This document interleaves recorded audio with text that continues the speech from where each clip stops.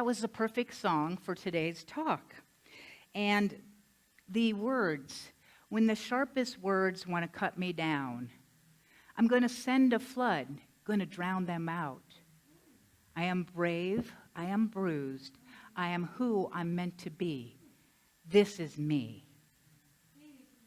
So my question to you is, have you ever, who here has ever said something negative about somebody else? I knew nobody would raise your hand. How about you said something negative to somebody else? All right, I see the confessionals. You don't have to go into a little box. I don't even know what that's about. But how many of you have ever said something negative to yourself? Hello, about yourself, right? So the question I have is, how did we ever become so negative? Where did that come from? How many of you have ever seen a 1 or 2 year old say, be really judgmental and say something negative to somebody else? They don't. So how do we end up becoming so negative and judgmental? Well, Don Miguel Ruiz, in the book that we are now studying for the next, I think we're in week 3, so another 3 more weeks or so, he says that how we have become this way is through, it starts with a D. Domestication. Very good. Through domestication. What is domestication? It is when we were given, as a little teeny one, everything that we believe now. We were taught what to believe, how to walk, how to talk, what was good, what was bad, what was right, what was wrong, what a woman is, what a man is. We were what the roles are and what the rules are, and that happens through the system called punishment and reward. Okay? So when you did what you were programmed and domesticated or conditioned to be or do, you were rewarded. And if you didn't, you were punished. So whether or not you believed what you were being told, you didn't really have a choice. You were given all the do's and don'ts and rights and wrongs and all this stuff without your saying, oh, yes, I believe that. However, Don Miguel Ruiz says, what we do is that we actually make agreements. On some level, we agree with what we're being told, even though we don't maybe internally agree with it.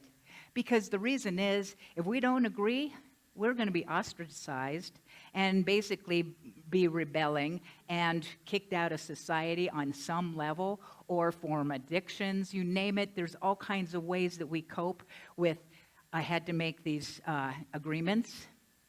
And the thing is these agreements imprison us. We have beliefs that aren't maybe even true. So, Don Miguel Ruiz, in his book, The 4 Agreements, it says that in order to create a new world, see what happens is we have all these rules, these do's and don'ts. It becomes our book of law, he calls it. And everything is therefore judged by your book of law. Your book of law is everything you believe a woman is, a man is, what's right, what's wrong. And so we incorporated judgment. And we also learned punishment and reward. Isn't that special? So we go around and we judge everybody and everything, including the dog, the cat, the weather, you know. We are domesticated judgers. We judge all the time, and we don't even know that we're doing it because it's just part of our DNA now. I mean, we have embodied this judgmental gene. And we become actually imprisoned by the gene of judgmentalism. How do you break out of this prison of judgmentalism, of negativity, of judging people and things and ourselves? We do it, Don Miguel Ruiz says, by coming to new agreements, coming to understand agreements that actually are in alignment with truth. And when we make these 4 agreements, these core key agreements, we actually start breaking all the other agreements that we somehow made because we didn't really have much choice. So the first agreement we studied last week was, how many knows what it is? First agreement is, be impeccable with your word.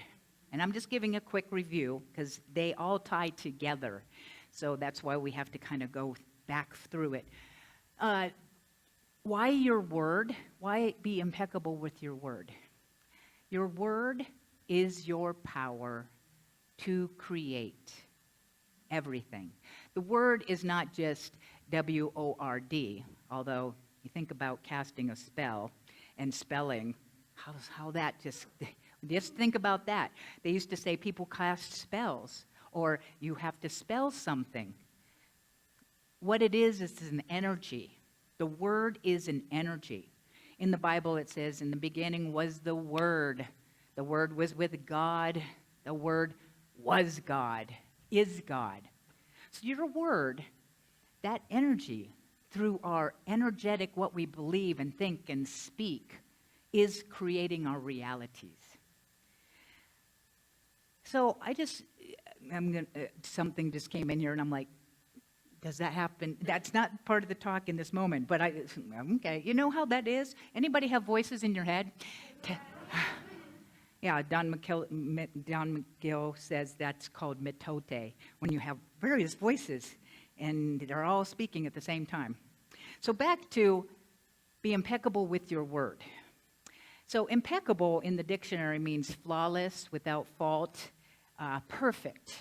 Now what it actually means, when you break it down in the Latin, impeccable means without sin. Without sin. Question, what is the definition of sin? From Don Miguel Ruiz's point of view, he says, sin is anything you do that goes against yourself. What? Did you hear that? Sin is anything you do or say or think that goes against yourself. Ooh, I'm quite the sinner, aren't I? Because it misses the mark. The archery term is you miss the mark. Well, missing the mark is missing the mark of who I really am. This is me. Who am I really? Without all the things that I've been told that I am or should be or I'm supposed to be. He says, a sin is anything you do which goes against yourself. I've heard that somewhere recently. Everything you feel or believe or say that goes against yourself is a sin.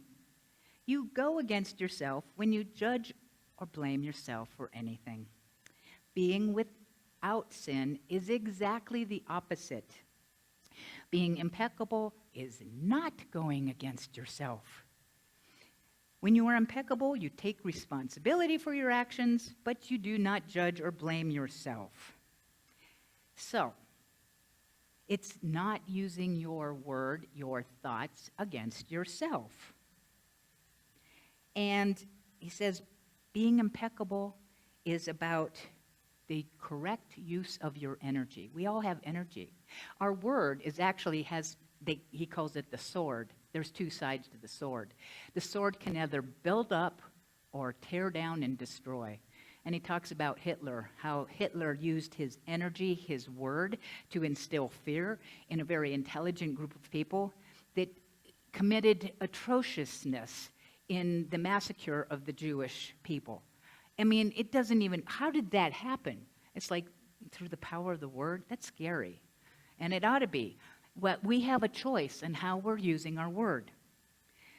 Being impeccable with your word is the correct use of your energy. It means to use your energy in the direction of truth and love for yourself. What is the truth? The truth is that we are divine beings. That baby born is not a, quote, sinner. They haven't learned how to go against themselves.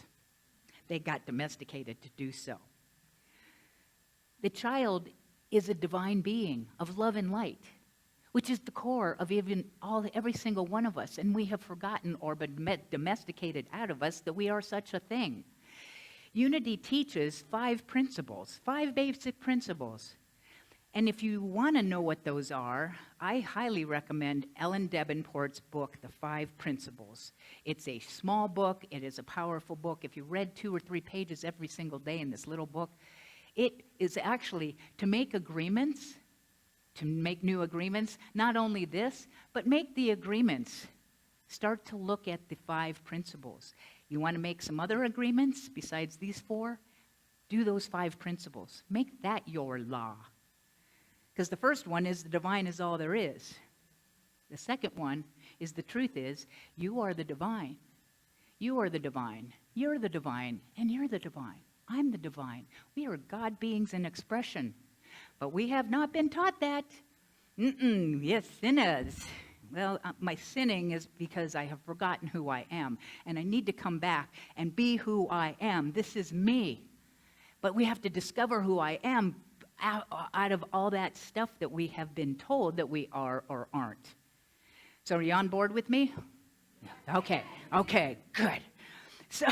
So check your notes. Yeah, sometimes I get moving right along here. Domesticated, we talked about that. Being impeccable with your word, yes. Oh, this is the part I wanted to share with you. That he says, it says something. You know where it is. You know, one of these. Keep looking. Oh, there it is. The word is seeds. I knew it was in there somewhere. He said, our human mind is fertile. Okay, so the baby's mind, that little one, is fertile. Our ground for the seeds that we are put in here. See, every thought is a seed, and it can either grow or not grow. He said the word is like a seed, and the human mind is fertile. The only problem is often it is fertile for the seeds of fear. What is important to see is which kind of seeds our mind is fertile for, and what are we planting in the seed of our minds through our word. There's a poem I want to share with you. It's called For the Garden of Your Daily Living. Plant 3 rows of peas. Peace of mind, peace of heart, peace of soul. Plant 4 rows of squash. Squash gossip, squash indifference, squash grumbling, squash selfishness. Plant 4 rows of lettuce. Let us be faithful. Let us be kind. Let us be patient. Let us really love one another and ourselves. No garden is without turnips. Turnip for meetings. Turnip for service. Turnip to help one another. Turnip to be part of our production booth. Who said, yeah, right? I'm not in control and I don't need to be. To conclude our garden, we must have time. Time for each other. Time for our friends. Time for our family. Water freely with patience and cultivate with love. There is much fruit in your garden because you reap what you sow. So what are you planting in the garden? Being impeccable with your word is the beginning, but it moves into the second agreement.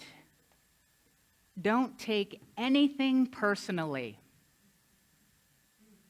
Don't take anything personally. Anything? How many of you think that you could easily live this agreement 100% of the time? Oh, I knew I would see so many hands.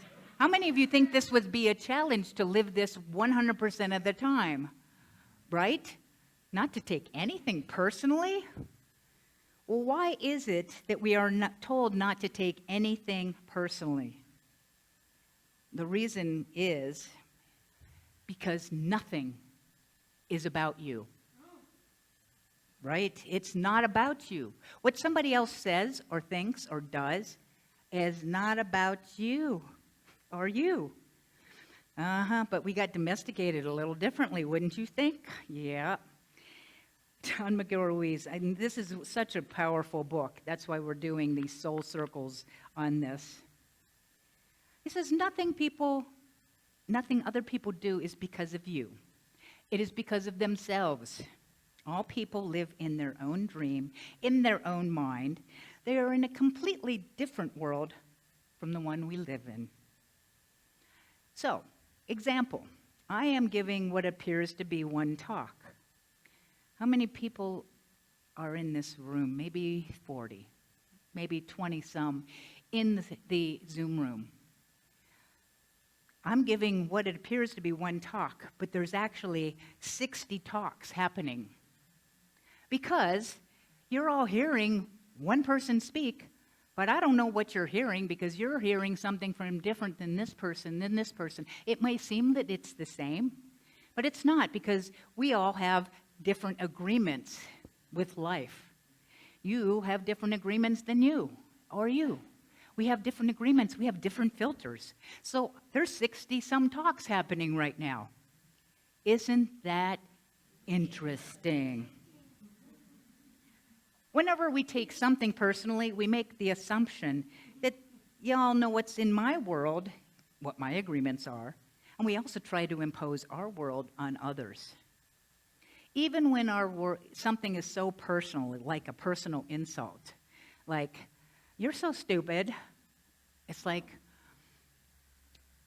it seems like they're talking directly to you. I'm going to let you know the secret they're not. They're talking about a part of themselves. I used to tell this to the kids when I taught, yes. They used to come up to me and go, so-and-so called me something. I said, he's only talking about himself. Now, these little kids are looking at me like, what? And some of you might be going, what? What? He said it to me. It's about me. Your job is to start to realize and have a new agreement. It's not about me. It can't be about me. It's about part of themselves. That they're judging me, they're judging a part of themselves. This will set you free. This agreement. It's so powerful. Not to take things personally. So what happens when you do take things personally? Well, what do you do? How do you feel? Hurt? You feel offended, maybe attacked, right? They said that about me. They think that about me. It's not about me. But when I feel offended leads to defended. Oh, and then I get like into a conflict because I was right, and this is why I did what I did. And we start having a conflict because my agreements with the world are different than your agreements with the world. And so we come in together in a clashing, conflicted way, when the truth is we're just projecting our dream onto each other. Okay? We're all projecting. Don Miguel doesn't take anything personally. If people would say, well, let's just change it to Reverend Liz. If you were to say, Reverend Liz, you're awesome. Great talk. Thank you. But I don't take it personally. Spirit did the talk. I go to the truth. I just don't take it in. Oh, that was a lousy talk. Well, thank you. That's your perception. It has nothing to do with me. He says that either way, it doesn't affect him because he knows what I am. He says, I don't have the need to be accepted or approved of. I don't have that need. You can like me or not like me. It's okay. Yes, I do have a part of me that will feel perhaps hurt. But how long do I want to stay in that hurt? Okay? Because I have little parts of me that want to, like, get all upset. But how long do you want to stay in your upset? And how does that work for you? What if I came back to the truth? I know who I am. I'm awesome and amazing. And when I tell you you're awesome and amazing, I'm only talking about myself. Okay, now you'd be like, she said nice things to me. She didn't even mean it. She was talking about herself again. She's really lousy. Oh, now I'm talking about myself. Oh, it's so confusing. I want to just go back to the old agreements when it's blame and shame and all this stuff. So, is it ever about you when somebody else says or does something? No. We are only responsible for our own actions. Okay? I'm only responsible for Liz's actions and her feelings. Oh, I got domesticated in this one. I'm responsible for how you feel when I say or do something. And if it upsets you, that's my fault. If something I say to you upsets you, it's because part of you agreed with what I said. Ooh, maybe I have a wound from the past that you just touched on. You hurt me by that statement, Janie. No, I didn't hurt you. You hurt yourself. I don't have the power to hurt anybody except me. But now I'm being impeccable with my word.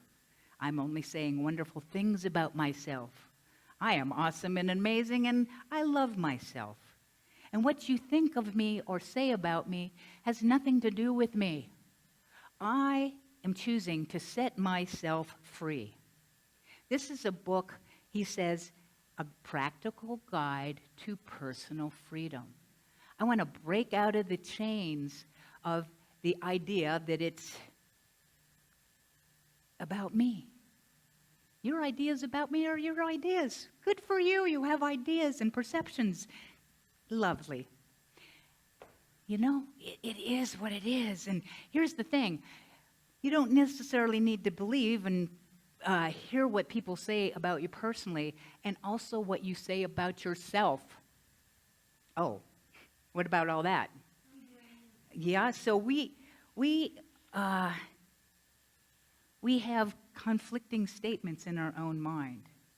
I want to always go back to the truth. I'm a divine being, having human experience or having a low vibrational experience. See, every part of me is either coming from love or calling for love. When I am frustrated, low vibration, sad, mad, there's a part of me that needs love. My job is to love Liz unconditionally. He says that we let's see, page 53. I know where it's at. It's in here somewhere. Don't you love it? See, I don't care if you're judging me right now. Whew. She doesn't know what she's doing. Oh, yes, I do. Who said that? I'm judging myself right now, obviously, because I put it on you. I tried. The second agreement. It's really a good piece in here, too. Oh, there it is. Mm-hmm. So, you want to feel good? Yes. So you want to feel good, because when you feel good, everything around you feels good. When everything around you is great, everything makes you happy. You are loving everything and everyone around you because you're loving yourself. See, we can't love others only to the degree we love ourselves. Because you like who you are, because you are content with yourself. You know who you are. This is me. You are happy with the movie that you are producing. He says in here, by the way, we all have our own movies. You go to the movie theater of your life. Your movie is you're a producer, the director, and the main actor or actress, and everybody is secondary. So my question is, what is the movie of your life? You get to change it in the movie of your life. So you can create a happy movie by loving yourself. You can be at peace and happy. You can live in that state of bliss where everything is so wonderful and everything is so beautiful. In that state of bliss, he says you are making love all the time with everything you perceive. So I believe that we need to fight. We need to fight the domestication that we've been given.